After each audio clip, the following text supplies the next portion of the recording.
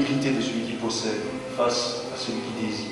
Deux hommes se rencontrent dans la pénombre autour du manteau de l'un d'entre eux qui gît à terre. Alors le désir d'un acheteur est la plus mélancolique chose qui soit. Le rapprochement de vendeur à acheteur, un deal ou une danse très lent, se fait à travers des tirades poétiques pleines de tensions, menaçantes comme des serpents ou des cordes. Rien à voir avec la mise en scène historique de Patrice Chéreau que le Théâtre Garonne ici avait accueilli dans les années 90. C'est la voix, chez Arnaud Rickner, qui semble remplir l'espace. Aucun moyen qui permette à qui se rend d'une hauteur à une autre hauteur d'éviter de descendre pour devoir remonter ensuite. Les auteurs que j'ai montés jusqu'ici étaient beaucoup plus du côté encore du silence, beaucoup plus du côté du silence que ça l'est chez Coltès, même si chez Coltès il y a une part de silence énorme, mais il y a une place aussi qui est dévolue à la parole très importante. Avec l'absurdité de deux mouvements qui s'annulent. Il y a souvent chez Coltès une tentation de ramener ça à des choses entre guillemets un peu glauques justement, c'est-à-dire la zone, des territoires interlopes qui ne sont pas trop mes territoires à moi. Donc il y avait ce côté un petit peu me prendre moi-même à rebrousse-poil et puis aussi peut-être prendre les comédiens à rebrousse-poil. Et de toute façon, le public ne sera pas brossé dans le sens du poil, ça c'est certain. Lorsqu'un garçon vous fait la note et une ça parle beaucoup, pour dire les choses simplement. C'est un dialogue, mais profond et incessant. Absolument. On a calculé, à un moment c'était tellement vertigineux qu'on s'est aperçu que la plupart des répliques de la première partie, au moins après ça s'accélère, mais faisait plus de 5 minutes. Oui. Donc pour les comédiens c'était extrêmement difficile. Le trouble de ce lieu et de cette heure me fait oublier si j'ai jamais eu quelques désirs que je pourrais me rappeler. Alors on pense à des histoires de dealers, oui. Surtout avec l'histoire de Coltès, des histoires de, je sais pas, de sexe. Oui, exactement, de trafic homosexuel, de recherche comme ça, de passes, de rencontres amoureuses. En fait, c'est aussi beaucoup une pièce sur le désir. C'est pour ça que c'est pas du tout une pièce austère et ennuyeuse, c'est une pièce qui parle du désir. Trop d'usage en flottant. Vite, ça dépasse les désirs particuliers que nous évoquions.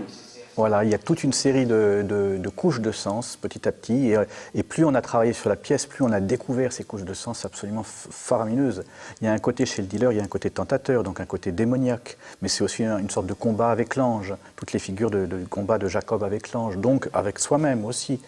À un moment, on s'est même dit, tiens, il y a un côté psychanalyse, c'est-à-dire dans le sens où le dealer amène le client à se révéler à lui-même. Alors bien sûr, ça n'est pas du tout... Enfin, dès qu'on dit ça, on referme bien sûr le sens, parce que tout s'empile. Le mieux, c'est d'en faire le moins possible. Voilà, en tout cas de ne pas faire le malin, de ne pas en rajouter, de ne pas faire des belles lumières qui vont, oui, à chaque fois en rajouter. Il faut essayer de trouver la justesse, la finesse, et du coup plutôt en enlever qu'en rajouter.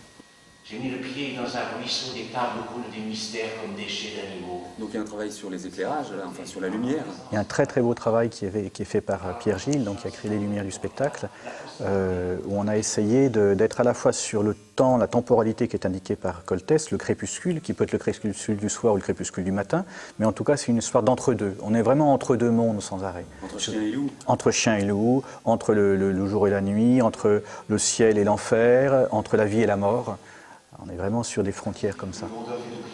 À le lire, parfois, on pourrait se dire qu'on pourrait le jouer de façon un peu amusante. On pourrait presque le faire en clown. Il y a un côté comme ça. Bon. Et puis, alors, Chéreau, lui, il l'a monté d'une façon extrêmement charnelle, dansante, très incarnée.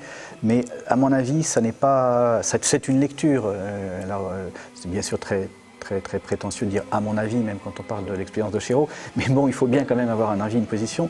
La lecture, j'ai un ami qui m'a dit, mais oui, mais finalement, il y a une sorte de chérotisation de Coltès, ce qui est assez beau, mais la chérotisation n'est pas, à mon sens, de l'érotisation. C'est une façon de donner du corps, mais pas toujours de donner... Bon, enfin, en tout cas, on peut en discuter. Si c'est du mal que vous me voulez, j'appellerai, je crierai, je demanderai du secours, je vous ferai entendre toutes les manières qu'il y a d'appeler au secours, car je les connais toutes. Ce n'est pas le déshonneur de la fuite qui vous en empêche. Pourquoi ne fuyez ?